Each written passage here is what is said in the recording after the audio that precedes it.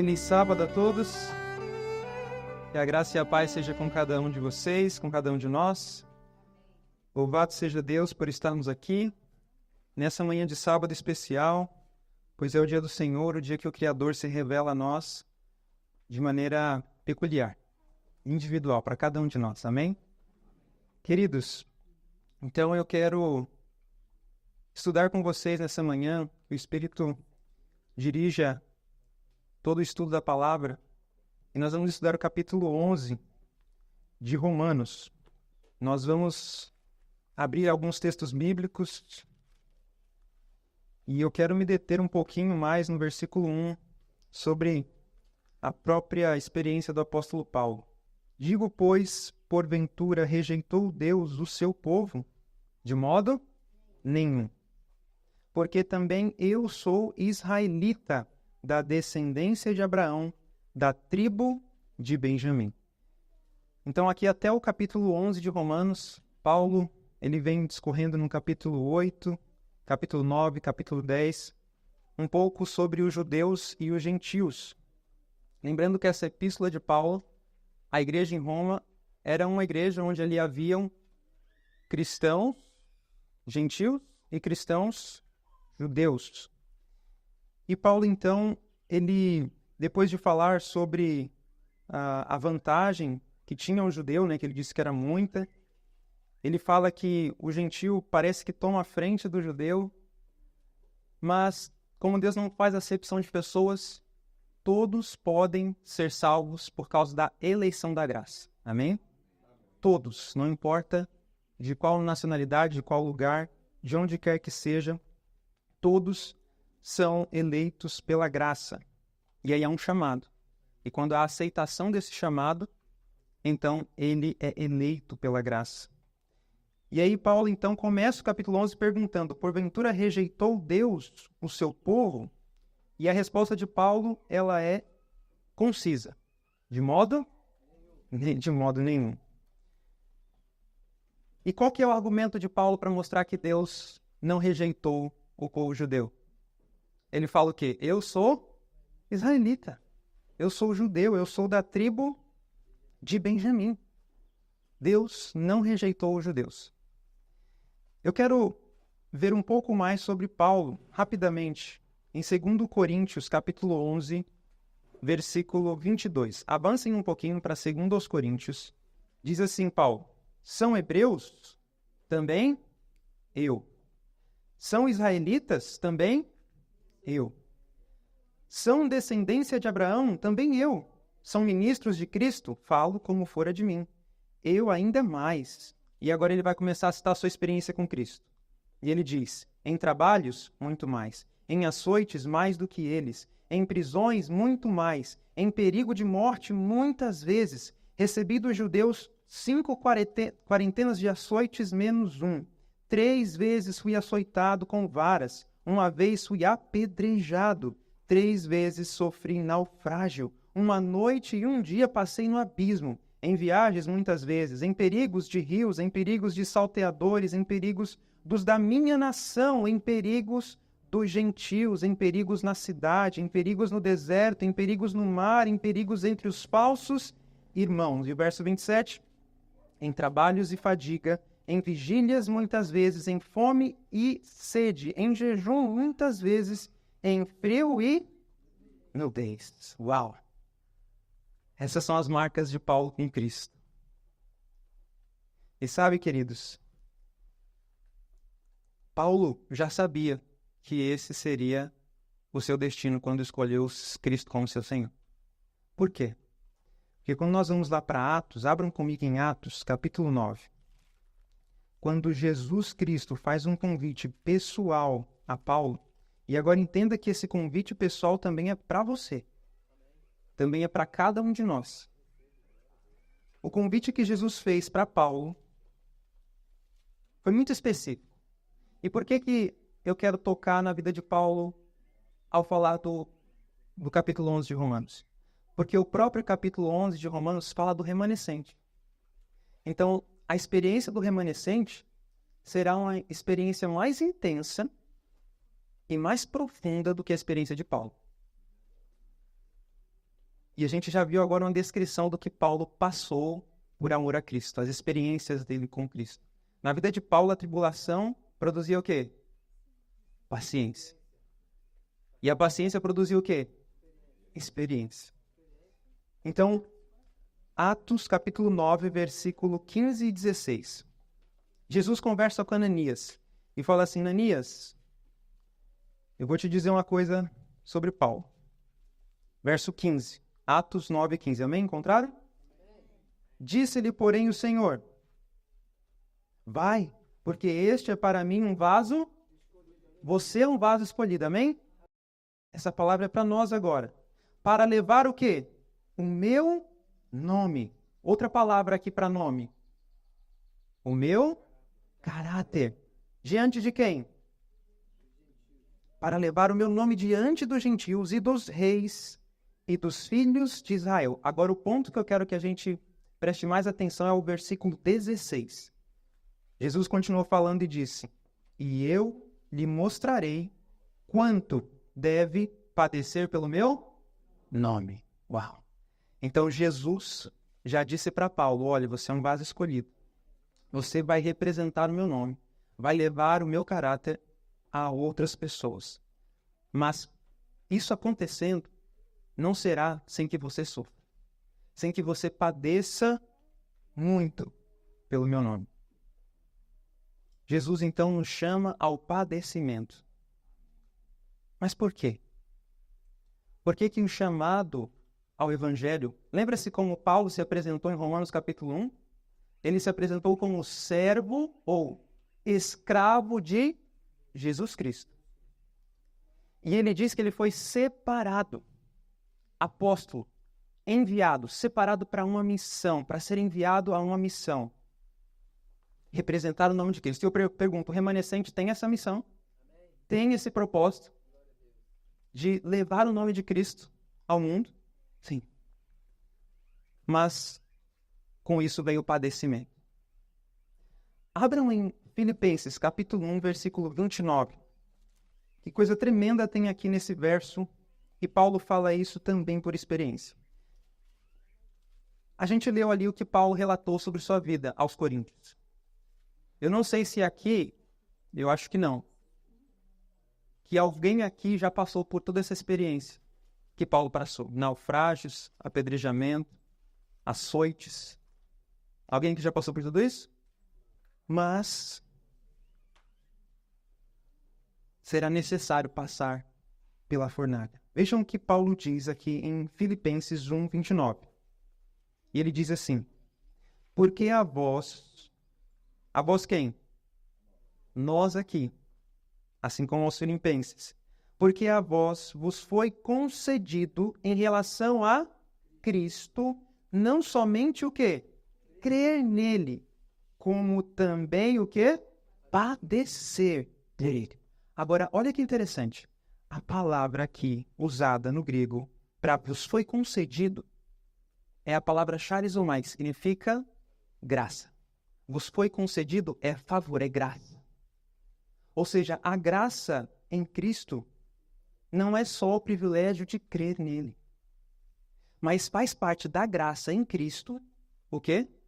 O padecer por ele. Mas por quê? O sofrimento é um elemento essencial no preparo da igreja para que o caráter seja transformado. Só que nós, por natureza, o que fazemos? Recuamos. Nos afastamos do sofrimento. Nós buscamos a comodidade, os prazeres, as facilidades. Nós buscamos o trabalho que ofereça o menor esforço. Mas faz parte da graça o padecer por Cristo. Eu quero ler aqui um pequeno texto para vocês. Eu selecionei alguns poucos textos. E eu quero lê-los, são pequenos, então por isso eu não coloquei aqui na projeção. Cristo Triunfante 285 diz assim: as aflições não criam cristãos. As aflições não criam cristãos, mas simplesmente desenvolvem neles a mente e a vontade de Cristo. Amém? Olha que incrível. As aflições não criam os cristãos, mas lembra como a gente viu? Elas apenas revelam que está lá dentro. Se Cristo está lá dentro, as aflições elas vêm para desenvolver em nós cada vez mais a mente de quem? De Cristo. Vem para desenvolver cada vez mais em nós a vontade de Cristo. Então a gente começa a olhar para o sofrimento diferente. A gente não começa a olhar para o sofrimento na ótica do Evangelho como algo a ser rejeitado. Talvez nós tenhamos sido afetados e influenciados pela teologia da prosperidade. Mas o que a Bíblia mostra é o contrário. É que as aflições elas contribuem para desenvolver a mente e a vontade de Cristo em nós. E ela continua os vivos princípios da virtude e santidade. E em outro texto que vocês já conhecem, referência à minha consagração hoje, página 84. Diz que as provações da vida são obreiras de Deus. As provações da vida são obreiras de Deus. E eu quero ler mais um outro texto agora do livro O Grande Conflito, página 621. E olha que interessante. O contexto dessa citação que eu vou falar para vocês é o tempo de angústia, quando já houve o selamento e quando os cristãos já estão ali nos momentos finais para receber a Cristo, receber o livramento de Cristo. E olha só o que ela vai dizer aqui agora. Sua aflição, a aflição do remanescente, é grande. As chamas da fornalha parecem prestes a consumi-los. Mas aquele que os refina, quem é aquele que os refina? Jesus Cristo. E purifica, os apresentará como ouro provado no fogo. Mas é necessário passarem pela fornalha de fogo. Sua natureza terrena deve ser consumida para que a imagem de Cristo possa refletir-se perfeitamente. Amém? Lembram-se daquele texto de Parábolas de Jesus, página 69? Que diz, quando o caráter de Cristo for perfeitamente reproduzido em seu povo, então virá para reclamá-los como seus? Quando que você pensa ou pensava que isso se cumpriria? Será que antes do selamento? Será que no momento da chuva serôdia? Isso vai estar acontecendo no tempo de angústia, quando eles já foram selados. Ou seja, há caráter sendo desenvolvido durante o tempo de angústia. Eles são, aqui diz no grande conflito que eles são provados até o último ponto. Fala que a fé deles precisa ser tal para suportar o cansaço, a demora e a fome. E hoje nós temos tido privilégios para tornar essa fé robusta, para desenvolver essa fé, para que ela possa, quando Satanás pesar as suas acusações contra o povo de Deus. Porque no tempo de angústia, Satanás vai chegar diante de Deus e falar assim, eles não merecem ser protegidos. Imagina, Satanás vai ter construído todo o seu sistema. Aquilo que ele almejou por tanto tempo, ele conseguiu. Os anjos soltaram os ventos, os anjos de Deus. Ele está sob seu domínio. Só que há um pequeno povo, que resiste ao seu poder. Que o Senhor deles não é como o Senhor da maioria do mundo. O Senhor deles é Jesus Cristo. E porque Jesus Cristo está no coração deles, e a imagem de Jesus está se refletindo perfeitamente, conforme a prova é cada vez mais intensa, cria-se resistência ao poder de Satanás. E por isso todas as acusações de Satanás vão sendo lançadas por terra. Amém? Ou seja, Jesus, ele tem chamado você como um vaso escolhido para essa missão específica nesses últimos dias. Eu vou ler mais uma citação rapidamente. Deixem abertos em Romanos 11. Essa outra citação está em Testemunhos Seletos, volume 1, página 313, que diz para nós o seguinte. Abram bem os ouvidos. Testemunhos Seletos, volume 1, página 313, diz: as provas a que os cristãos são submetidos em aflição, adversidade e ignomínia são os meios indicados por Deus para separar a palha do trigo. Então, na providência de Deus, Deus permitiu a aflição, a adversidade e ignomínia para separar a palha do trigo. Aí continua. Nosso orgulho, egoísmo, ruins paixões e amor dos prazeres mundanos precisam todos ser vencidos. Portanto, Deus nos envia aflições. Quem envia aflições também? Deus. Para nos experimentar e provar. E mostrar-nos que esses males existem em nosso caráter. Cumpre-nos vencê-los. Mediante o quê? A força e graça que Ele nos dá. A fim de sermos participantes da natureza divina, havendo escapado da corrupção que pela concupiscência há. A nossa escolha precisa ser como a escolha dos mártires. Qual era a escolha que os mártires tiveram nas suas vidas? Antes morrer do que pecar. Esse precisa ser o nosso lema. Precisa ser um dos lemas do cristão. Antes morrer do que pecar. Porque a morte nos irá enfrentar. E nós precisamos estar preparados. Testemunho Seleto, volume 1, página 313. Muito bem, então vamos voltar agora para Romanos capítulo 11. Então essa foi a experiência de Paulo. Paulo, ele sofreu por amor a Cristo e ele não se envergonhava disso, amém? Em nenhum momento Paulo se envergonhou de levar o nome de Cristo sobre si. Paulo, então, ele foi um israelita da descendência de Abraão, da tribo de Benjamim. E aí ele fez a pergunta, né? Porventura rejeitou Deus o seu povo? O que leva Deus a rejeitar alguém? O que leva Deus a rejeitar alguém? Vamos deixar a Bíblia falar? Oséias 9,17 nos diz o seguinte: o meu Deus os rejeitará. Por quê? Porque não o ouviram, e errantes andarão entre as nações. Olha que interessante. Quando que Deus rejeita? Quando não ouve. No pensamento hebraico, ouvir é a mesma coisa que obedecer. Vocês sabiam disso? Porque entre os judeus, na tradição dos judeus, o conhecimento era principalmente transmitido de maneira oral. Então, quando era ensinado algo oralmente, aquilo já deveria ser obedecido. E hoje, para nós lemos, nós temos a oportunidade de estudar. E se nós não ouvimos, não aceitamos, não internalizamos a palavra de Deus no coração, se insistimos em rejeitar a palavra de Cristo, Ele pode nos rejeitar. É como um pecado contra o Espírito Santo. Nós vamos rejeitando, endurecendo o coração até que Cristo nos rejeite. Lembram-se o que aconteceu com Caim? Caim foi levar uma oferta diante de Deus, junto com seu irmão.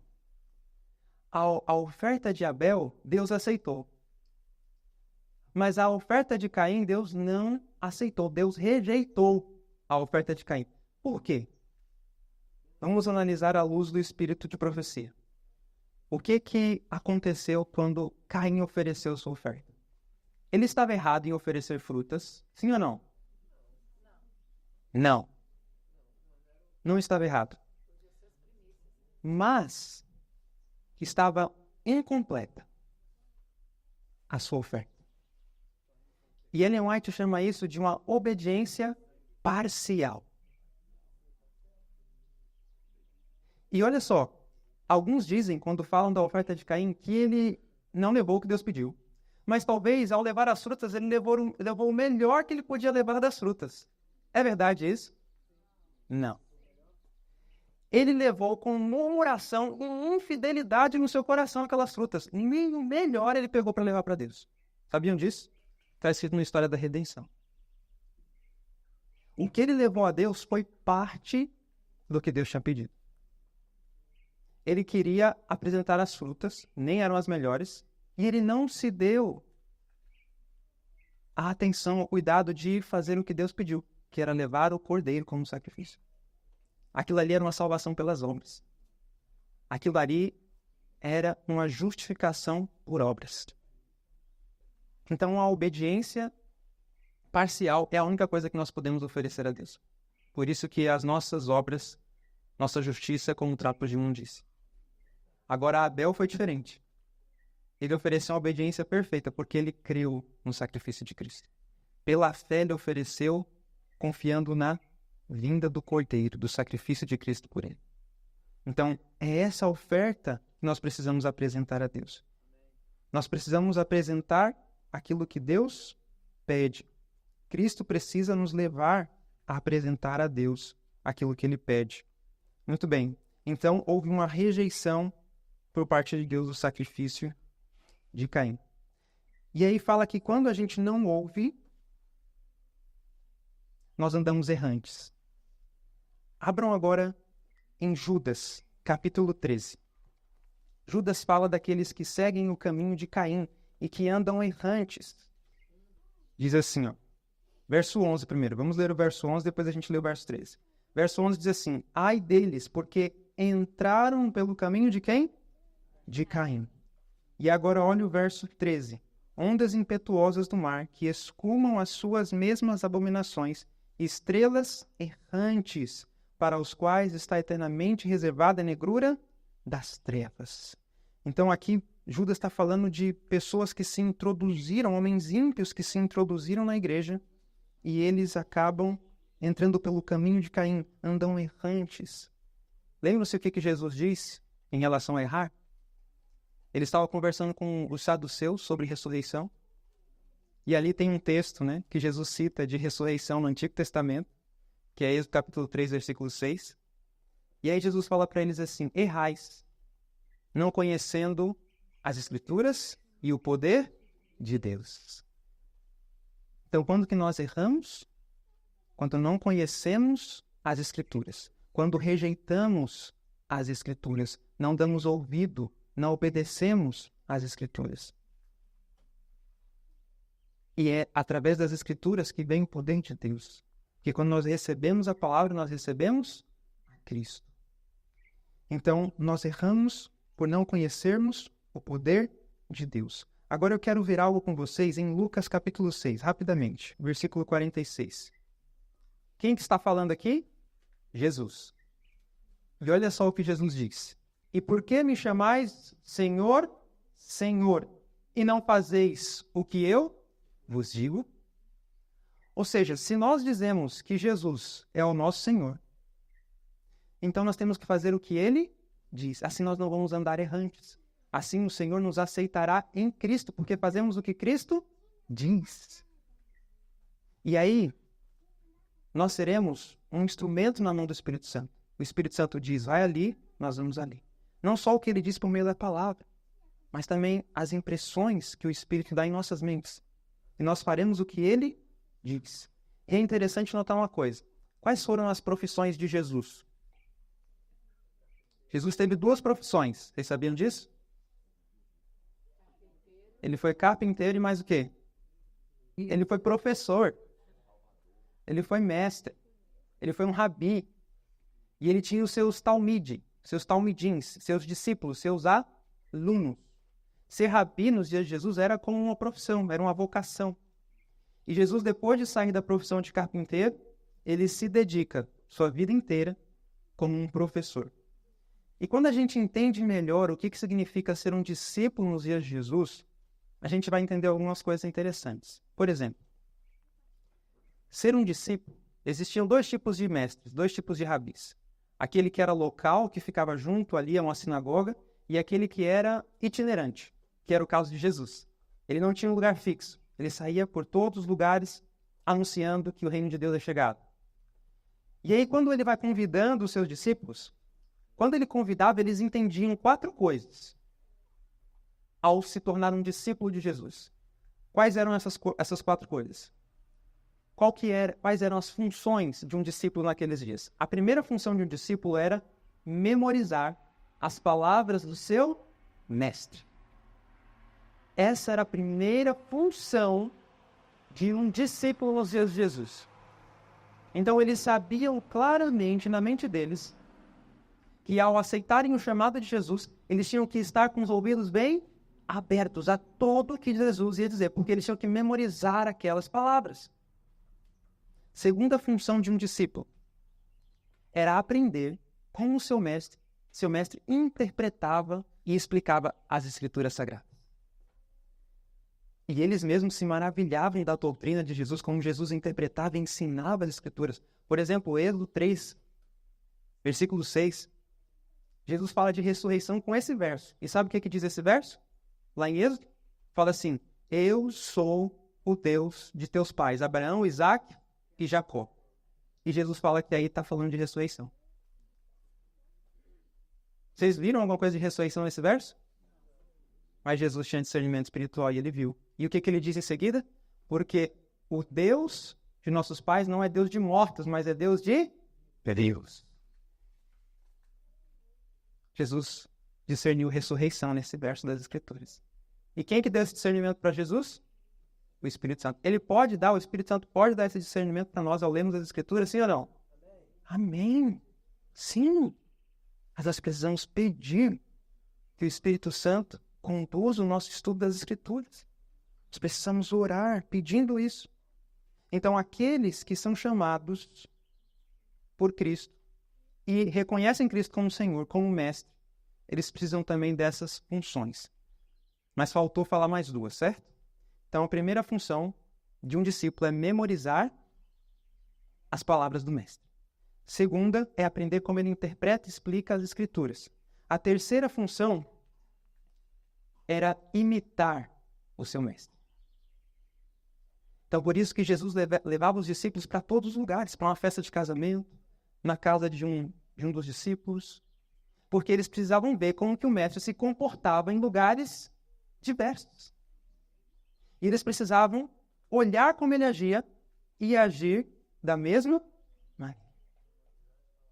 E a quarta função de um discípulo é que quando terminasse o seu discipulado, ele precisava ir fazer novos discípulos. E Jesus cumpriu essas 4 funções como rabi. O que Jesus disse por último? Ide, fazei discípulos, pregai o evangelho, ensinando-os e batizando-os no nome do Pai, do Filho e do Espírito Santo. Então Jesus cumpriu essas 4 funções. E nós temos, por exemplo, aí em Lucas mesmo, capítulo 6, e o versículo 40, mostrando um desses princípios. Verso 40 de Lucas 6, diz assim, o discípulo ou aluno não é superior a seu mestre, a seu professor, mas todo o que for o quê? Perfeito será como o seu mestre. Todo o que for perfeito será como o seu mestre. Ou seja, é o terceiro objetivo de um discípulo. Imitar a quem? Ao seu mestre. Então, todo discípulo que for perfeito, ele imita o seu mestre. Queridos, isso é tremendo. Ou seja, quando nós entramos num discipulado com Jesus, eu tenho que ter isso daqui em mente. Eu tenho que memorizar as palavras de Cristo. Eu preciso aprender como ele interpretava as Escrituras. Eu preciso imitar o exemplo dele em lugares, em situações diferentes. E eu preciso ser também um discipulador. E Paulo entendeu isso. Só que tem uma coisa interessante de Paulo. Abram em Gálatas. De quem que Paulo aprendeu sobre o Evangelho? Gamaliel? Gálatas, podem abrir no capítulo 1 de Gálatas, versículo 11 e versículo 12. O próprio Jesus. Vamos ler aí Gálatas 1, versículo 11. Diz assim, versículo 11. Mas faço-vos saber, irmãos, que o evangelho que por mim foi anunciado não é segundo os homens, porque não o recebi, nem aprendi de homem algum, mas pela revelação de quem? De Jesus Cristo. Amém? Queridos, cada um de nós podemos aprender sobre o evangelho diretamente da revelação de Jesus Cristo. Amém? Essa intimidade Deus quer ter com cada um de nós. Paulo, ele foi para a Arábia. Ficou ali cerca de 3 anos, aprendendo diretamente de Cristo sobre as riquezas incomparáveis do Evangelho. E Jesus quer ter essa experiência conosco, já que nós somos vaso escolhido, assim como Paulo. Ele está pronto a nos aceitar plenamente em Cristo. Ele deseja que nós, como um aluno, o ouçamos a cada dia, através da Bíblia. A cada dia. A cada momento, o Espírito Santo sugerindo textos da Bíblia na nossa mente. para que nós possamos andar como Cristo andou. E não só andar como Cristo andou, mas vencer como Cristo venceu. E o que significa vencer como Cristo venceu? O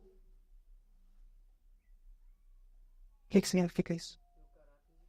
Vamos deixar Cristo responder? João 13, versículo 34. Essa promessa de vencer como Cristo venceu está em que lugar da Bíblia? Em Apocalipse, não é isso? Capítulo 3, exatamente. E lá diz que aquele que vencer como eu, venci. Ele vai dar o direito de se sentar com ele no trono.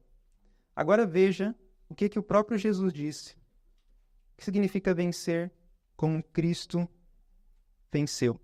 Então, a gente vai responder o que significa vencer como Cristo venceu. Então, vamos lá. Disse assim Jesus: um novo mandamento vos dou, que vos ameis uns aos outros, como eu vos amei a vós, que também vós uns aos outros vos ameis. Então, em poucas palavras, o que significa vencer como Cristo venceu? É amar como Cristo amou. Vencer como Cristo venceu é amar como Cristo amou. E como Cristo amou? O que Jesus disse na cruz? Pai, perdoa-os, porque eles não sabem. O perdão de Deus fluía por Jesus e Jesus pôde perdoar aqueles homens. Os seus perseguidores, aqueles que queriam tirar a sua vida, aqueles que ele tanto amou, estavam ali o matando. Mas ele amou como Deus ama. E assim ele venceu. É o triunfo do amor. Só há como vencer se amarmos, como Jesus amou. E isso tem que ver com perdão. Muito bem. Vamos retornar agora para Romanos capítulo 11. Para nós darmos continuidade. Versículo 2 agora. Romanos capítulo 11, versículo 2. O que diz? Deus não rejeitou o seu povo que antes conheceu. Ou não sabeis o que a Escritura diz de Elias, como fala a Deus contra Israel, dizendo, verso 3, Senhor, mataram os teus profetas e derribaram os teus altares, e só eu fiquei e buscam a minha alma. Mas, verso 4, que lhe diz a resposta divina? Reservei para mim 144.000 homens que não dobraram os joelhos a Baal. 7.000 homens, mas nós estamos aplicando aqui para o remanescente. Deus reservou. E aí agora finaliza com o verso 5. Assim, pois, também agora, neste tempo, ficou um remanescente, segundo a eleição da graça. Então, Deus terá um remanescente, ainda que Satanás consiga estabelecer o seu sistema, consiga unir todos e usar toda a sua força infernal para tentar trazer todos para o seu lado, há um grupo remanescente que não muda de lado, que permanece ao lado de Cristo. Amém? E nós podemos fazer parte desse remanescente. Então a Bíblia sempre mostra isso, que há um pequeno povo, que há um remanescente que é salvo. Tem surgido uma história por aí de que a voz do povo é a voz de Deus. Vocês concordam com isso? Mas isso está surgindo com força nos Estados Unidos. De que a voz do povo é a voz de Deus. Mas o que diz a Bíblia? Abram em Êxodo 23, versículo 2. Não seguirás o quê? A multidão, para fazeres o mal. Nem numa demanda falarás tomando parte com a maioria, para torcer o direito. Então, nós não devemos seguir a multidão. A voz da maioria não representa a voz de Deus. Exatamente. Deus, ele está com aqueles que o buscam e é uma minoria. Sempre foi. Mas Deus sempre teve os seus fiéis, os seus eleitos pela graça ao longo de toda a história de pecado deste mundo. E ele terá de maneira especial um povo. E ele concederá um poder especial para este povo, para que eles possam fazer as obras de Cristo nesses últimos dias. E a Bíblia sempre mostra que foi assim. Por exemplo, não precisa abrir. Vocês conhecem esse verso, Provérbios 31:10. O que diz lá? Mulher virtuosa, quem achará? Mas será que é só para mulher? Será que é difícil encontrar uma mulher virtuosa? Não, também é para o homem. Provérbios, capítulo 20, verso 6, diz assim: a multidão dos homens falam da sua bondade, mas o homem fidedigno, quem o achará? Também é difícil achar homens fiéis. Também é difícil achar homens fiéis. O que disse Salomão em Eclesiastes? Eclesiastes capítulo 7. Esse eu quero que nós leiamos juntos. Salomão aqui, Eclesiastes capítulo 7. Ele pareceu aqui até um pouco presunçoso, né? Vamos ler então o que ele disse aqui. Agora, Eclesiastes 7, versículo... Vamos ler o 27 e depois o 28. 27 diz assim, ó. É o rei Salomão falando. Vedes aqui, isto achei, diz o pregador, conferindo uma coisa com a outra para achar a razão delas. E agora o verso 28. A qual ainda busca a minha alma, porém ainda não a achei. Um homem entre 1000 achei eu, diz na minha tradução. Em outras traduções vão dizer diferente. Diz um, não é isso? E aí depois ele diz assim, mas uma mulher entre todas estas não achei. Olha só, difícil encontrar homens e mulheres segundo o coração de Cristo. Jesus também disse o seguinte, muitos são chamados, mas poucos escolhidos. Quantos que são chamados? Quantos podem ser escolhidos? Todos. Mas por que todos não são escolhidos? Porque não escolhem a Cristo. Rejeitam a oferta da graça.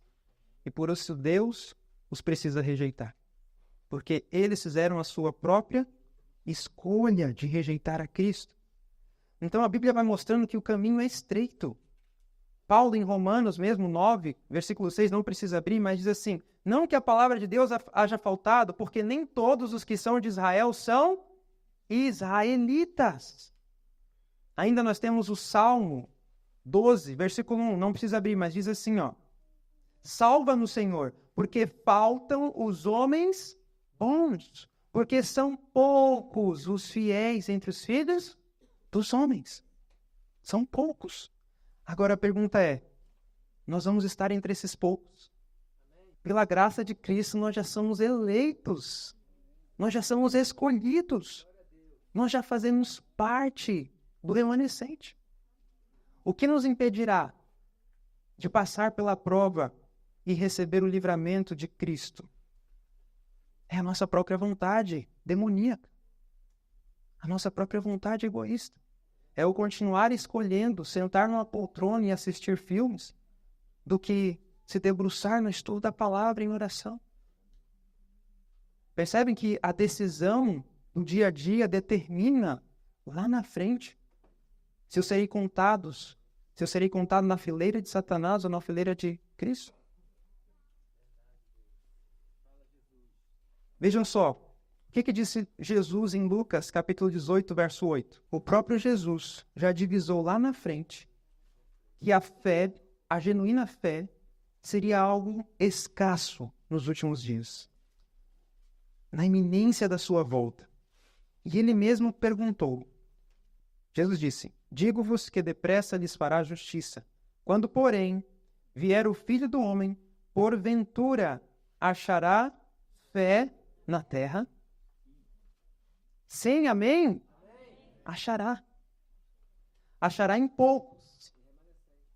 Num pequeno povo fiel e remanescente. O resto. Agora, eu vou abrir em Eclesiastes, capítulo 9, e o versículo 10. Esse texto aqui mostra que todos são chamados e todos poderiam ser escolhidos. Mas por que não são todos escolhidos? Todo quanto te vier à mão para fazer, faze-o conforme as tuas forças. Porque na sepultura para onde tu vais, não há obra, nem projeto, nem conhecimento, nem sabedoria. Agora verso 11. Voltei-me e vi debaixo do sol que não é dos ligeiros a carreira, nem dos fortes a batalha, nem tampouco dos sábios o pão, nem tampouco dos prudentes as riquezas, nem tampouco dos entendidos o favor, mas que, duas coisas, o tempo e a oportunidade ocorrem a Amém? Queridos, por que todos podemos ser escolhidos? Porque Deus deu duas coisas para todo mundo: tempo e oportunidade. Amém?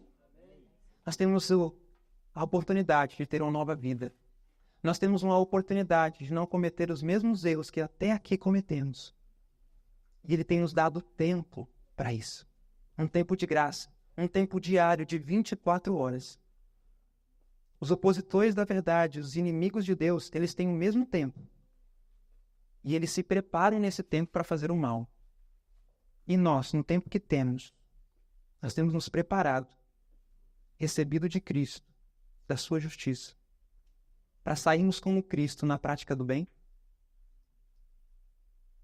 É esse preparo com Cristo diário que vai nos levar à prática do bem.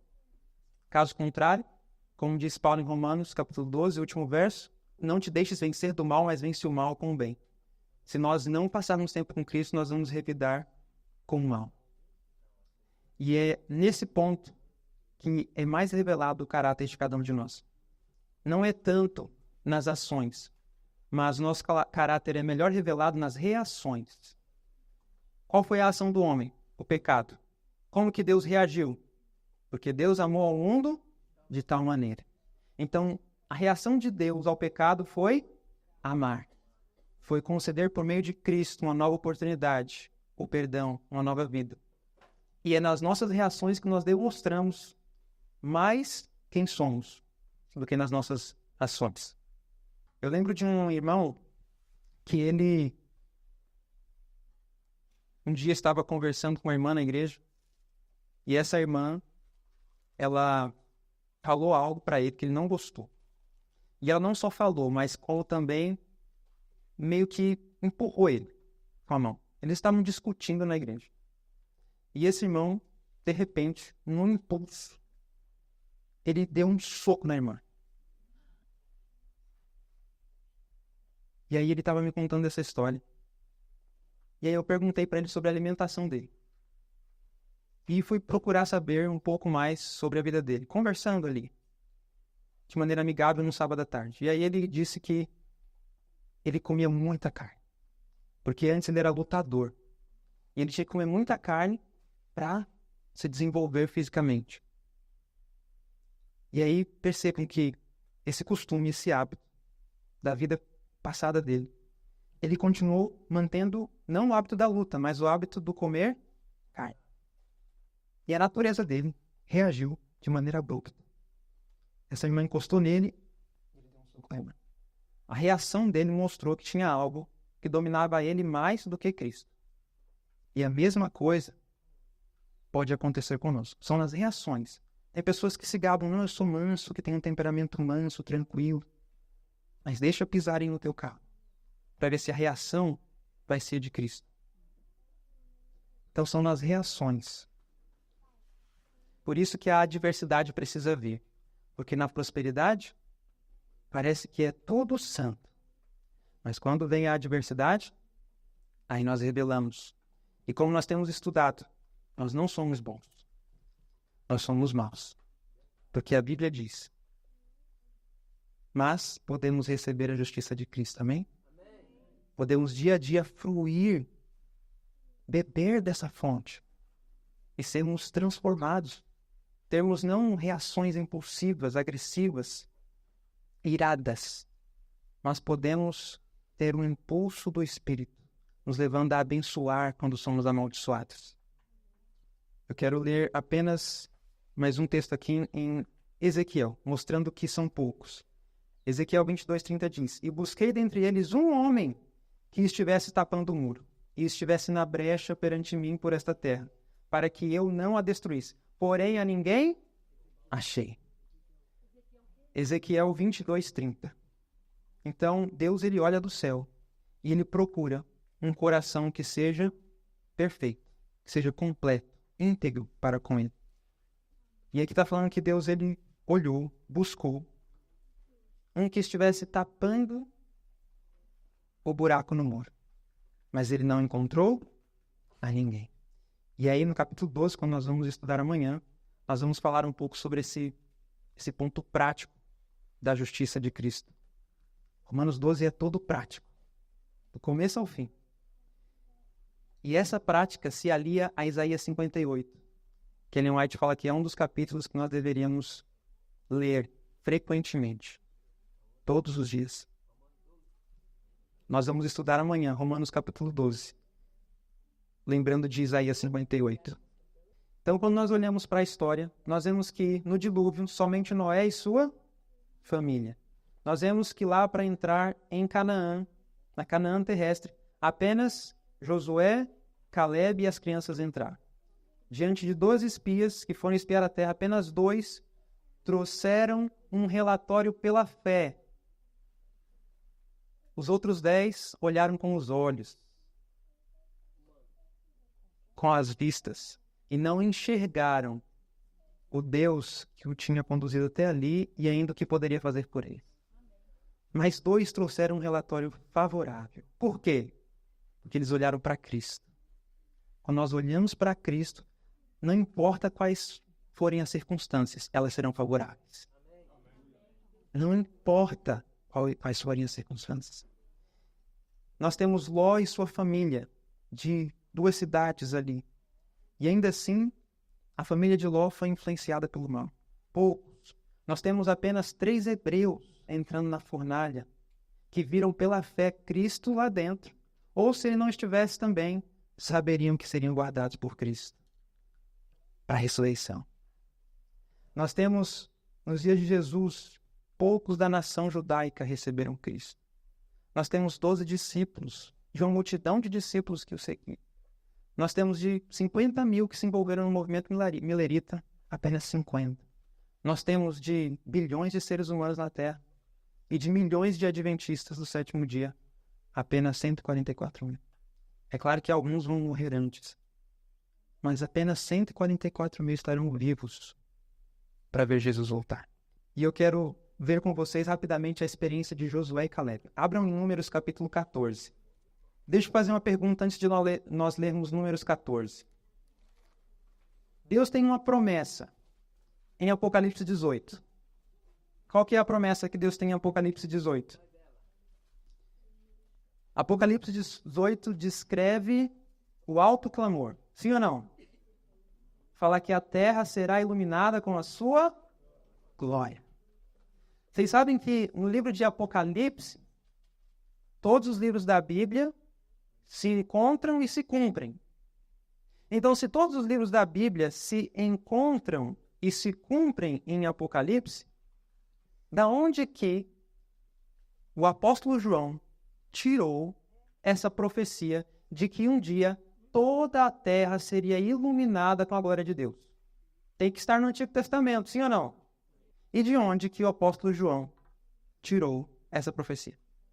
Onde que pela primeira vez a profecia de que o mundo seria iluminado com a glória de Deus foi dada de forma taxativa, específica, com as mesmas palavras praticamente? Foi aqui em Números 14.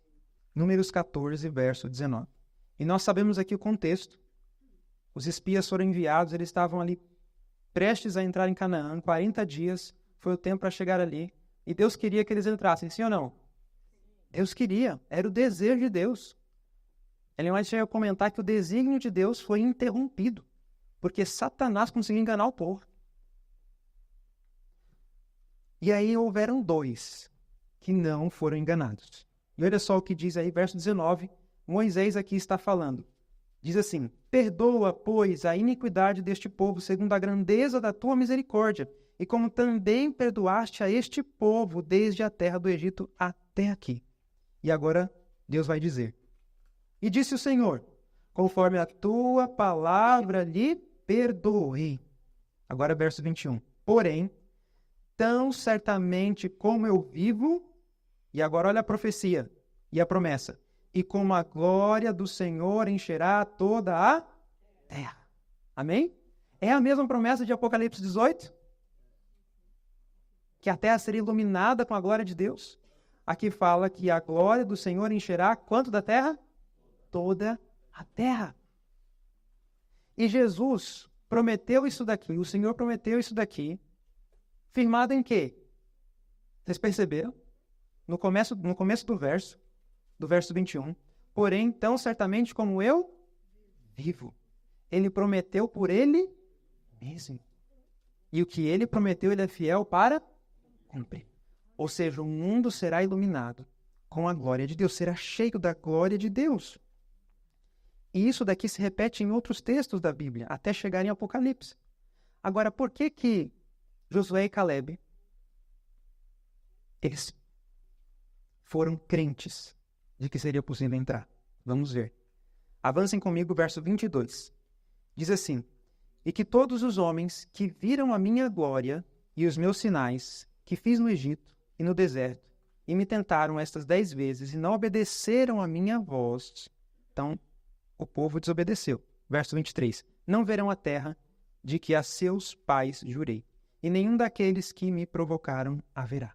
Agora olha só o que fala sobre Caleb e também a respeito de Josué. Verso 24. Porém o meu servo Caleb, porquanto nele houve outro espírito. Que espírito houve em Caleb? O Espírito de Cristo. O Espírito de Cristo. E continua. E perseverou em quê? Em seguir-me. Eu o levarei à terra em que entrou, e a sua descendência a possuirá em herança. Amém? Houve outro espírito em Caleb e em Josué. O Espírito de Cristo estava neles. Eles divisavam aquela herança já.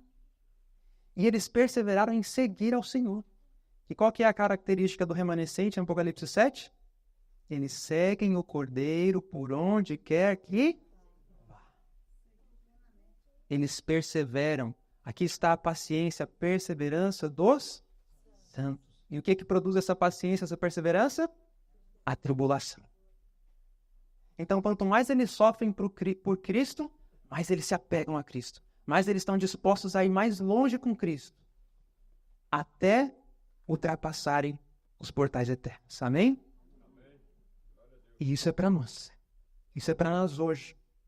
Nós precisamos ter outro espírito diante do espírito que prevalece pelo mundo. Nós temos que olhar para as coisas e não murmurar, e não xingar. E a gente tem um teste com as coisas mesmo, antes de com as pessoas. Eu lembro de uma vez que nós estávamos memorizando textos cantados da Bíblia. E a gente estava memorizando aquilo com muita frequência, todo dia nós cantávamos. E certo dia, eu estava na oficina e tinha um armário de ferro. E a porta abriu, sem eu me aperceber. E levantei a minha cabeça como se nada, como normal. E o ferro, a ponta, foi bem na minha cabeça e doeu demais. Só que naquele momento, quando eu me levantei, ao invés de eu murmurar, reclamar, bater aquela porta, eu comecei: ide, porém, e aprendei o que significa misericórdia, quero e não sacrifício. E eu comecei a cantar. Porque o Espírito de Deus operou aquilo naquele momento. Não a raiva, não a ira, mas porque a palavra estava no meu coração. E é a palavra que opera isso. Seja ela você lendo, memorizando palavra por palavra ou cantando. Os israelitas salmodiavam na sua peregrinação. Eles cantavam os salmos. E ali continham as promessas. E as promessas, ao serem proclamadas com fé, com confiança, elas operam. Amém? E isso acontecerá quando o teu irmão vier a ti, contra ti. E você vai cantar para ele. Você vai perdoá-lo. Você vai amá-lo. Você vai demonstrar Cristo para ele. Quando a tua esposa falar alto, ou teu esposo falar alto, você vai abençoar. Quando vier a palavra dura, ele encontrará a palavra branda. Amém? Porque Jesus opera isso em nós. E ele está disposto a operar isso em nós. Então, nós conseguimos ver aqui em Números que nós precisamos ter um Espírito, que é o Espírito de Cristo, o Espírito Santo, o fruto do Espírito operando em nós, para que nós possamos, então, glorificar o nome de Cristo. E vocês sabem que o alto clamor ele está descrito em várias partes da Bíblia. E tem uma parte mais que eu quero compartilhar com vocês. Avancem agora para o Novo Testamento, para Hebreus. Abram no livro de Hebreus, capítulo 8. Muito bem. A partir do versículo 8, Hebreus 8:8. Começa dizendo assim para nós, então. Aqui Paulo está citando Jeremias. Ele está citando o Antigo Testamento. E ele vai dizer o seguinte. Versículo 8. Porque, repreendendo-os, lhes diz: Eis que virão dias, diz o Senhor, em que com a casa de Israel e com a casa de Judá estabelecerei uma nova aliança, não segundo a aliança que fiz com seus pais. A que aliança está se referindo aqui agora? A aliança que foi feita com os pais. É a aliança do Sinai. Tá certo? Então ele está falando de uma nova aliança que não é segundo a aliança que ele fez com os pais. Continua o verso 9. No dia em que os tomei pela mão para os tirar da terra do Egito. Está vendo aí a explicação? Como não permaneceram naquela minha aliança, eu para eles não atentei, diz o Senhor. Tá, vamos avançar, depois a gente explica então esses versos. Verso 10. Porque esta é a aliança, agora vai falar da nova, que depois daqueles dias farei com a casa de Israel, diz o Senhor. Porei o quê? As minhas leis no seu entendimento, e em seu coração as escreverei. E eu lhes serei por Deus, e eles me serão por povo. Verso 11. E no verso 11 descreve o alto clamor. E não ensinará cada um a seu próximo, nem cada um ao seu irmão, dizendo: Conhece o Senhor? Porque todos me conhecerão. Ou seja, a terra é iluminada com a glória de Deus, com o caráter de Deus. Todos conhecem a Deus. Mas quando que isso acontece? Quando a nova aliança é feita com Israel. Quando Israel entra na experiência da nova aliança. E aqui eu vou trazer uma diferença básica que o Wagner trouxe sobre as alianças. O que é a antiga aliança e o que é a nova aliança? A antiga aliança não é um evento, em uma dispensação, em algum momento, um lugar pontual, não. E também a nova aliança não é isso. Agora, o que é a antiga e a nova aliança? É uma experiência. É uma experiência. O que significa isso na prática?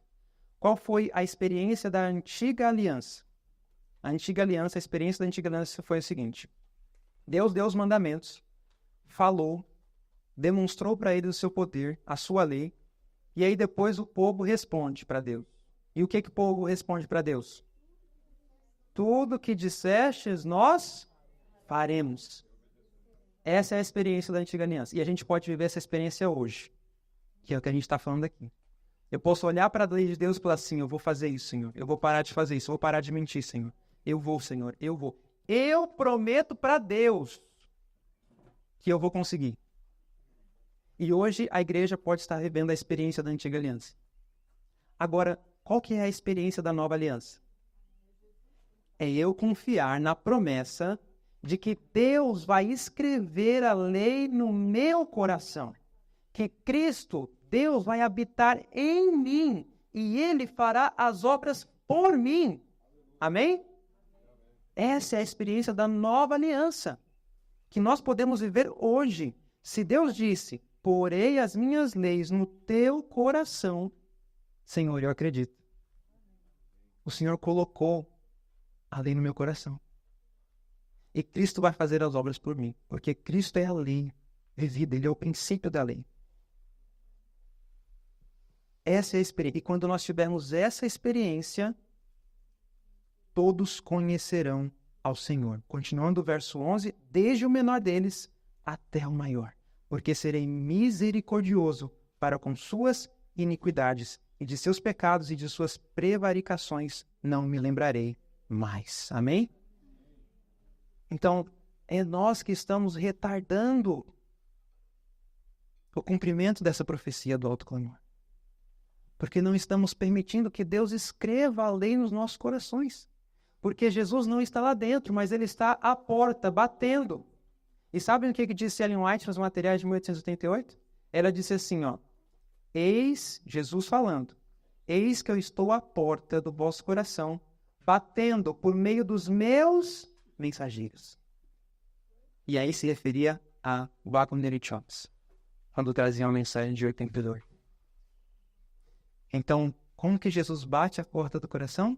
Por meio da mensagem da justiça pela fé. E por que ele está fora? Porque a gente ainda não entendeu e não recebeu plenamente a vida de Cristo. A Bíblia fala que Jesus veio ao mundo para iluminar a todo o homem. E como que Jesus ilumina todo homem? Wagner diz que é por meio da sua vida. Quando nós comparamos a nossa vida com a vida de Cristo, é mostrada as trevas que há em nossas vidas. É mostrado o nosso egoísmo, o quão dificilmente renunciamos, o quão pouco nós damos atenção à necessidade de outros e cuidamos de nós mesmos. Quando nós olhamos para a vida de Cristo mostra as trevas que há em nossas vidas. Mostra por que estamos em depressão, mostra por que sentimos ciúmes, por que temos inveja, por que cobiçamos. Porque ainda o amor do eu é acalentado nos nossos corações. E Cristo não está. Então a vida de Cristo, como que Cristo ilumina todo homem? Através da sua vida. Mas eu preciso então conhecer a vida de Cristo. Eu preciso me encantar com a vida de Cristo. Eu preciso desejar imitar a vida de Cristo. Se eu me coloquei como um discípulo de Cristo, eu já tenho que ter isso em mente. Eu entrei nessa para ser um imitador dele. Porque pelo contemplar eu serei transformados. Me diga com quem tu andas e te direi quem és. É um dito popular, mas que é verdadeiro. Se nós andarmos com Jesus, as pessoas saberão que estivemos com Jesus. Amém? E é disso que nós precisamos. Tempo e oportunidade, Deus deu a quantos? A todos nós. Lembrem-se disso. Tempo e oportunidade ocorrem a todos. Queridos, quanto tempo nós já não perdemos? Não há mais tempo a perder. Não há mais tempo a perder. Eu quero ler algumas citações de Ellen White curtas, para nós vermos como que o caminho ele se estreita, por meio também do que o Espírito de Profecia nos mostra. Vejam só o que diz o livro Eventos Finais, página 172, e vocês conhecem esse texto. É uma solene declaração que faço a quem?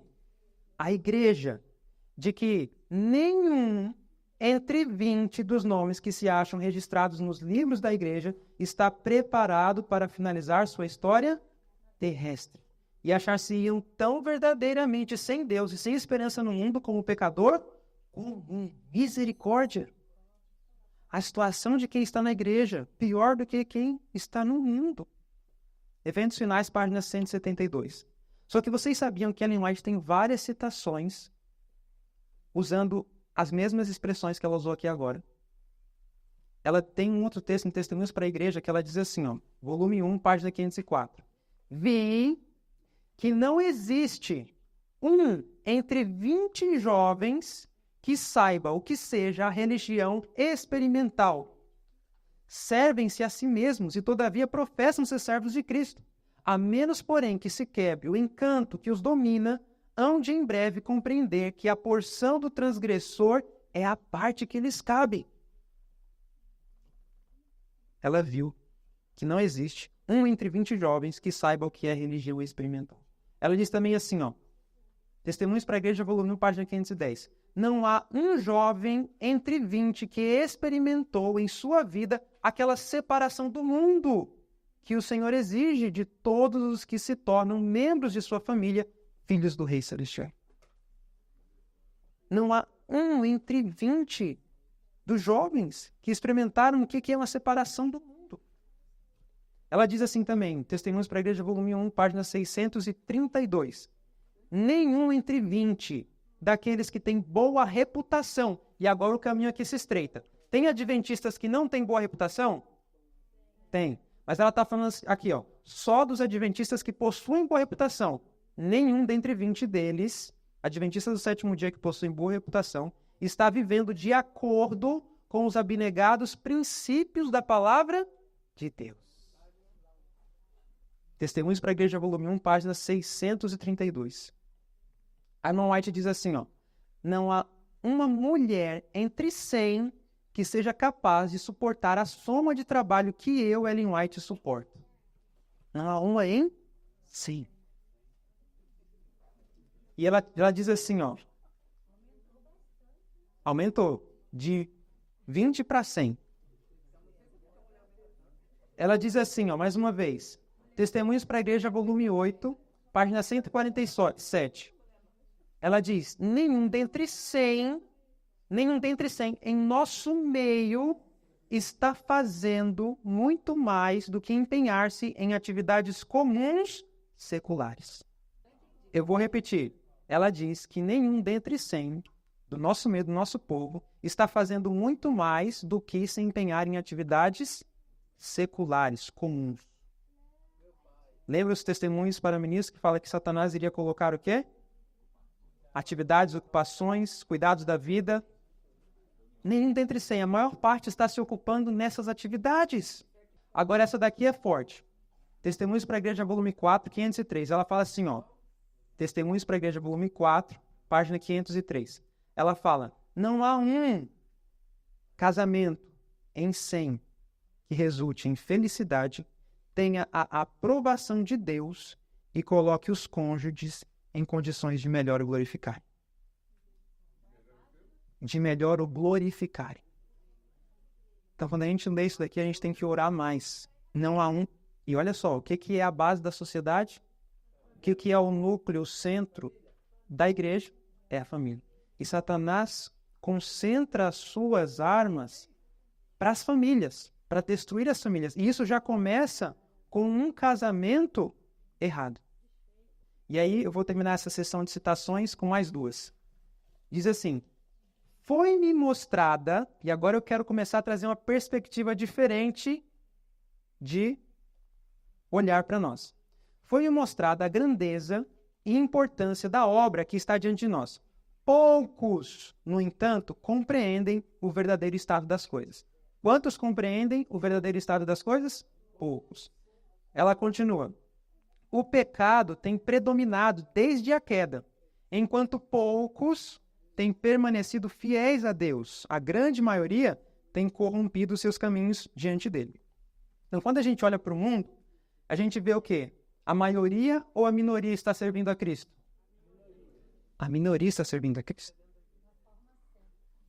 Só que, olha só o que ela vai dizer aqui no final desse parágrafo aqui. Outra citação. Ela fala, em comparação com os milhões do mundo, o povo de Deus será, como sempre tem sido, um pequeno rebanho. Um pequeno rebanho. Lembra-se que Jesus disse em João 10? As minhas ovelhas ouvem a minha voz e me seguem. Aí depois ele diz assim, que ele as tem na mão e que ninguém as arrebatará dele. Ou seja, esse pequeno rebanho Jesus tem na sua mão. Satanás não consegue retirar. Não consegue. Por quê? Porque Jesus é mais poderoso. E aí eu vou terminar depois com isso. Olha só agora aqui o que continua o texto. Atos dos Apóstolos 303. Atos dos Apóstolos 303. E aí o texto termina assim, ó. Citando agora o texto de Coríntios. Onde está, ó morte, o teu aguilhão? Onde está, ó inferno, a tua vitória? Para permanecerem então com Deus, com Cristo, com os anjos e com os eleitos e fiéis de todos os tempos, os filhos de Deus serão a grande maioria na ressurreição. Atos dos Apóstolos 303. Então o povo de Deus será a esmagadora minoria, quando pelo poder de Cristo todos forem ressuscitados, triunfantes. E aí eu quero terminar, que meu tempo já foi, justamente com um texto de Lucas, mais uma vez. Voltem para o Evangelho de Lucas. Lucas 11, verso 14. E estava ele, Jesus, expulsando um demônio, o qual era mudo. E aconteceu que, saindo o demônio, o mudo falou, e maravilhou-se a multidão. Mas, verso 15, alguns diziam, ele expulsa os demônios por quem? Por Beelzebu, príncipe dos demônios. Então, para aí. Então, Jesus faz um milagre, ele cura, ele expulsa um demônio de um homem, E aí eles falam, os fariseus olhando Jesus fazendo esse milagre, eles falam que Jesus fez isso pelo poder dos demônios. Como assim? Eles atribuíram o poder dos demônios a Jesus. E ele não comenta que isso é o pecado contra o Espírito Santo. É quando a gente atribui ao poder de Deus o poder de Satanás. E sabe o que vai acontecer? Uma parte dos adventistas vão olhar para os outros adventistas. Uma parte dos adventistas vão olhar para os outros adventistas que estão recebendo a chuva serôdia, estão sendo cheios do poder do Espírito Santo, vão olhar para eles e vão falar: é o poder dos demônios. Eles vão pecar contra o Espírito Santo. Enquanto que esse grupo está sendo cheio do Espírito Santo. E eles falam: estivemos na obra há tanto tempo. Não é desse jeito que se faz a obra. Só que o ponto que eu quero chegar é o do verso 21 e verso 22. Verso 21 e verso 22 diz assim, ó, porque Jesus, ele vai dizer o seguinte, vamos ler o verso 20 primeiro. Jesus, ele vai dizer o seguinte, ele diz assim, ó, Lucas 11, verso 20. Mas, se eu expulso os demônios pelo dedo de Deus, certamente a vós é chegado o reino de Deus. Então Jesus fala, ó, eu expulso pelo dedo de Deus. Ele expulsa pelo poder do Espírito Santo. Jesus disse, eu expulso pelo poder do Espírito Santo. Aí Jesus vai fazer menção a um texto que está lá em Isaías. E esse texto lá em Isaías é um texto onde fala do rei de Babilônia, que ele tinha o povo como sua presa e as guardava muito bem. Só que vinha um poderoso e tirava essa presa de suas mãos. E Jesus usa isso e vai dizer o seguinte, ó, nesse contexto desse grande conflito de poder espiritual, Jesus expulsando os demônios. Ele diz, verso 21 e verso 22, e isso daqui é uma promessa de Jesus para nós. Diz assim, ó, quando o valente guarda armado a sua casa.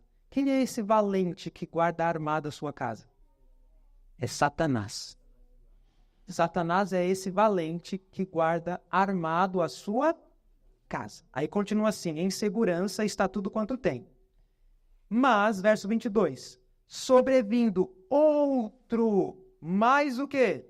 Mais valente do que ele. E fazendo o quê? Vencendo-o. Tira-lhe toda a sua armadura em que confiava e reparte os seus despojos. Quem é esse outro valente? É Jesus Cristo. E o que ele faz? Ele vence os demônios que há em nós. Amém? Mas Jesus, então, se nós permitirmos que ele entre na nossa vida, ele é mais valente que Satanás. E se éramos presa de Satanás, ele então nos tira das garras de Satanás. Ele vence Satanás. E a casa também somos nós. Lembra que Jesus disse que ele era a casa? Que ele era um templo? Nós somos um templo, o templo do Espírito Santo. Ele também entra na nossa vida. Satanás tinha o domínio por meio do orgulho, do egoísmo, da impaciência, da luxúria, das vãs suspeitas. E aí ele entra, vence, expulsa, e nós podemos viver eternamente com Cristo. Seguros dessa vitória. Seguros de que se ele for o Senhor de nossas vidas, nós permaneceremos nele. Então, quando Jesus chega, que é mais valente, ele expulsa esse demônio, como é a história que aconteceu aqui. E aí Jesus agora habita. Jesus vence aquele demônio e ele sai. É isso que Jesus está querendo mostrar. Então, a casa somos nós. Nós somos templos, somos casas, somos tabernáculo. E por isso que quando a gente lê Daniel capítulo 8, verso 14, até 2.300 tardes e manhãs e o santuário será purificado, isso é uma promessa. Isso é uma promessa dizendo o quê? Até 2.300 tardes e manhãs e o irmão Ramon será purificado. E a irmã Andréia será purificada. E a irmã Neuza será purificada. Nós temos que começar a ler Daniel 8,14 e as profecias de maneira cristocêntrica. É Jesus purificando a gente. Então vamos ler Romanos capítulo 11, verso 12, que diz assim: e se a sua queda, falando da queda de Israel, é a riqueza do mundo e a sua diminuição, a riqueza dos gentios, quanto mais a sua plenitude. Agora avança agora por verso 25. Verso 25 diz assim: porque não quero, irmãos, que ignoreis este segredo, para que não presumais de vós mesmos, que o endurecimento veio em parte sobre Israel, até que a plenitude dos gentios haja entrado. Quando que entra a plenitude dos gentios? No alto clamor. E aí se cumpre o que Jesus disse: e este evangelho do reino será pregado em testemunho a todas as nações, e então virá o fim.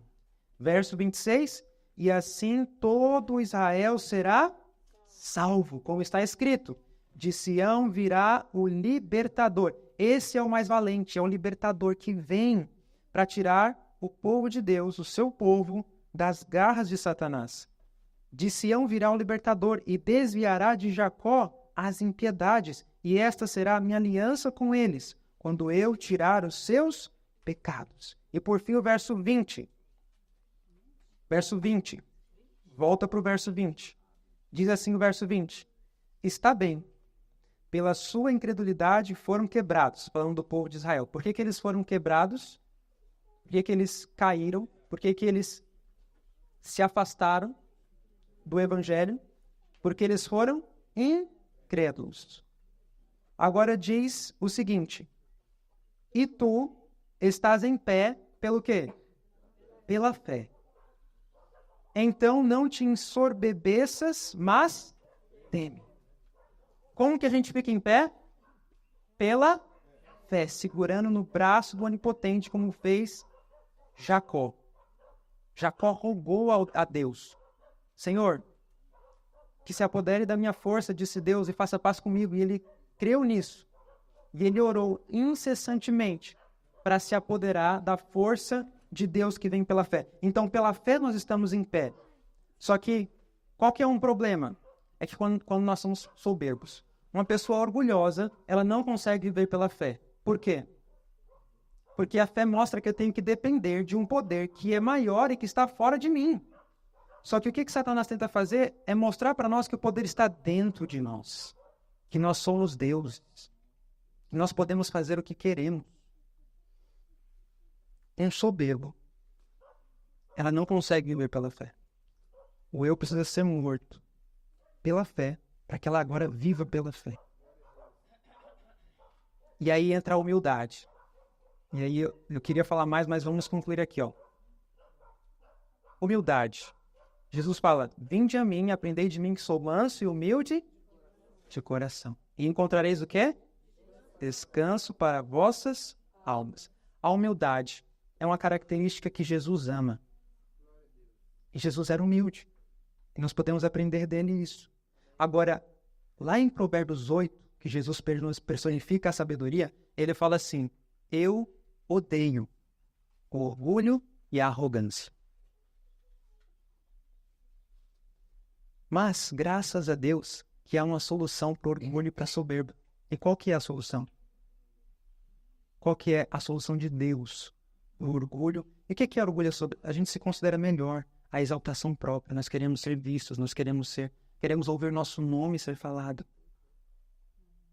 Nós nos consideramos cheios de nós mesmos, tendo conhecimentos. Já conversou com pessoas que falam assim: não, eu sei disso. Não, eu sei disso. Eu sei disso. Eu já vi isso, eu sei disso. Será que eu sou assim? Agora, há uma solução para a soberba. Há um remédio. E qual que é? Então vamos terminar agora de verdade. Dá em Daniel capítulo 4. É a solução de Deus para a soberba, para o orgulho. Daniel 4:37. Aqui quem é que está falando? Nabucodonosor. Agora, pois, eu, Nabucodonosor, louvo e exalço e glorifico ao Rei do céu, porque todas as suas obras são verdade. Ele tinha uma fé verdadeira aqui, vocês perceberam? Ele viu que tudo que Deus faz é verdade. E os seus caminhos, juízo. E pode fazer o quê? Humilhar aos que estão ou que andam na soberba. Amém? Qual que é a solução de Deus para o orgulho? Ele humilha. Você se alegra. Quando você já foi humilhado alguma vez? Você ficou feliz? Como você se sentiu quando alguém te humilhou? Quando o seu eu estava vivo e foi ferido? Sabe o que diz Atos dos Apóstolos? Diz assim, ó: a mais pura alegria jorra da mais profunda humilhação. Como que a mais pura alegria pode, não é gotejar, é jorrar da mais profunda humilhação? Como que isso pode acontecer? Cristo estava sendo humilhado na cruz, tinha sido açoitado, despido, cuspiram nele. Estava sendo humilhado, sim ou não? Mas por que ele se alegrou na cruz? Por que brotou dele uma profunda alegria na cruz? Porque ele viu que ao ser erguido, muitos pela fé poderiam ser salvos, seriam atraídos a ele. E se nós temos dificuldades de aprender lições de humildade, é porque fomos mais longe no orgulho.